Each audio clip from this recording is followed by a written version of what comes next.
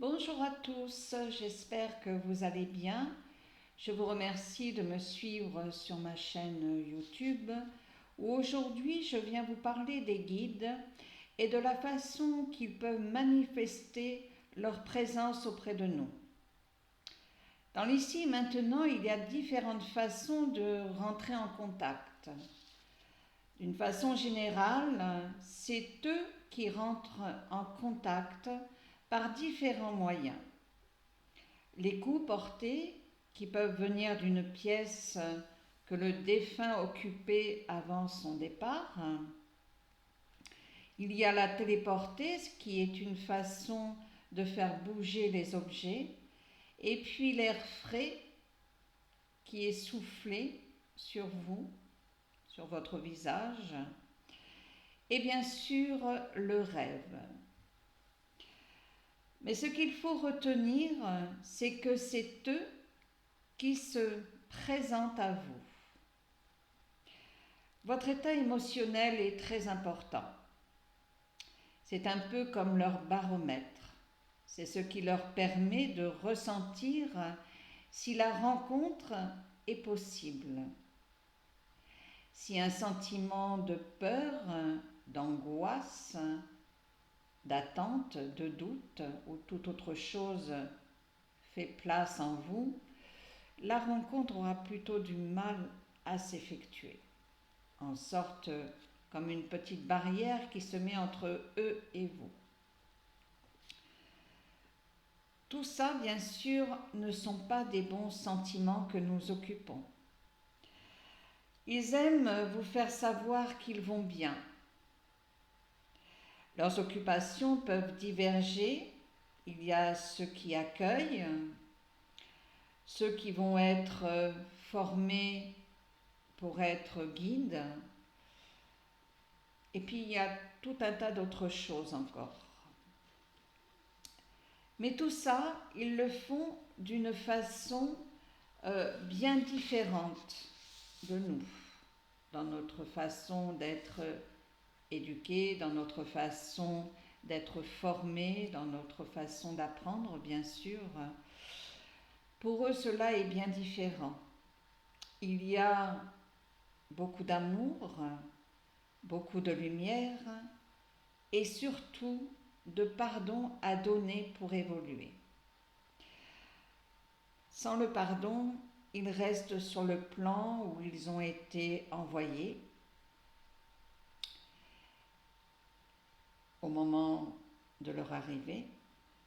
Il y a un lien qui reste selon l'histoire que vous avez vécue avant cette dématérialisation, Mais tout ça demande beaucoup de compréhension et d'assistance de votre part. On peut comprendre que selon le vécu que vous avez eu avec un défunt, selon votre histoire de vie ensemble, bien souvent il va être difficile d'envoyer de l'amour, de la lumière et surtout du pardon. Et pourtant ce sont des sentiments, ce sont des énergies qu'ils ont besoin de recevoir pour leur permettre d'évoluer selon le plan qui leur est désigné à leur arrivée. Revenons à votre état émotionnel. Cet état émotionnel, effectivement, est très important pour vous déjà dans votre incarnation et pour eux aussi pour pouvoir vous accompagner dans ce qui est votre mission de vie, dans ce qui est votre choix d'incarnation. Alors il est évident que vos attentes sont des volontés dans lesquelles vous vous plaisez. En général, on est toujours, vous pourrez le remarquer vous-même en vous posant justement cette réflexion, à attendre quelque chose.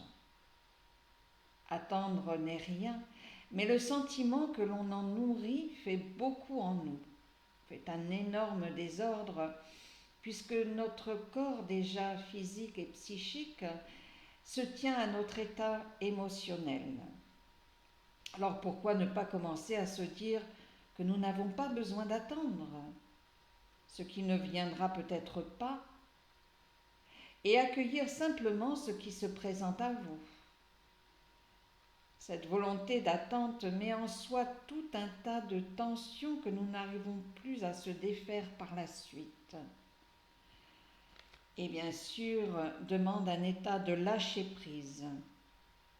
Mais cela est très complexe.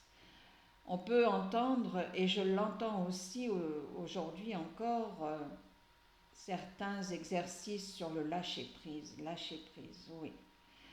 Mais bien souvent, lorsqu'on s'est conduit dans tout un tas de tensions, dans tout un tas de sentiments, je dirais plutôt négatifs en soi, travailler sur un lâcher-prise va être un peu complexe.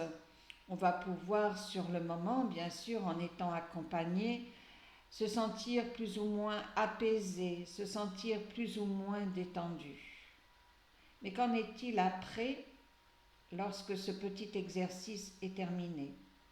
Est-ce que vous ne laissez pas place à nouveau à vos vieilles habitudes, à vos vieilles façons de gérer les choses et de mettre en place tous ces mauvais sentiments qui font désordre en vous?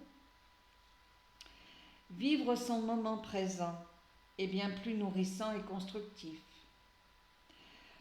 Pour eux, bien sûr, qui sont là justement pour vous apprendre, pour vous apporter cet éveil spirituel qui vous est nécessaire aussi de retrouver parce qu'il fait partie de vous. Faire savoir que l'impatience va s'ajouter à cela. Il est évident que si l'on se conduit dans cette attente, on va nourrir un sentiment d'impatience. Et qu'est-ce qui va faire ce sentiment d'impatience? Eh bien, il va générer un état de stress en vous. Alors, eux qui sont là, qui ont été désignés pour vous accompagner, pour vous apporter cet éveil, comprenez bien qu'il leur est difficile de pouvoir intervenir dans un tel état physique et psychique de votre part. Et quand ils disent qu'effectivement, cela demande tout un tas de compréhension et de réflexion, eh bien oui, effectivement, il faut déjà réussir à comprendre tout ça, que l'attente, finalement, nous n'en avons pas besoin, si ce n'est que pour accepter de mettre un désordre en soi sur le plan émotionnel. Vivez le moment présent est bien plus nourrissant et constructif dans ce que nous avons besoin de recevoir. Et nous aide aussi, la plupart du temps, à mieux nous comprendre et à mieux nous connaître. Dans tout cela, on s'y perd.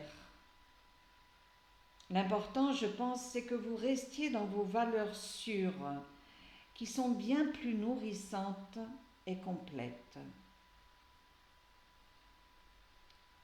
Alors j'espère que ce message qu'ils ont souhaité nous transmettre pour faciliter votre rencontre a été clair pour vous, a permis justement d'ouvrir une petite porte qui va permettre leur intervention, cette intervention que eux seuls peuvent œuvrer. S'il y a un travail de pardon à faire, eh bien je vous invite dès aujourd'hui à mettre en place ce travail de pardon. Vous pouvez simplement vous installer, prendre un papier, un stylo, écrire tout ce que vous avez besoin de libérer envers l'autre. Puisque n'oubliez pas, vous êtes toujours tenu par ce lien invisible, même après la dématérialisation. Ce pardon, il est recevable pour vous, comme il est recevable pour l'autre. Ce pardon amène un énorme travail et une magnifique libération. C'est ainsi qu'en faisant justement du vide, on peut être amené à construire et à mettre autre chose. Travaillez sur votre état émotionnel, mettez de l'ordre, sortez de vos attentes, restez dans le moment présent. Je vous remercie pour cette écoute et je vous dis à bientôt. Anne-Marie, guérisseuse de l'âme et de l'être.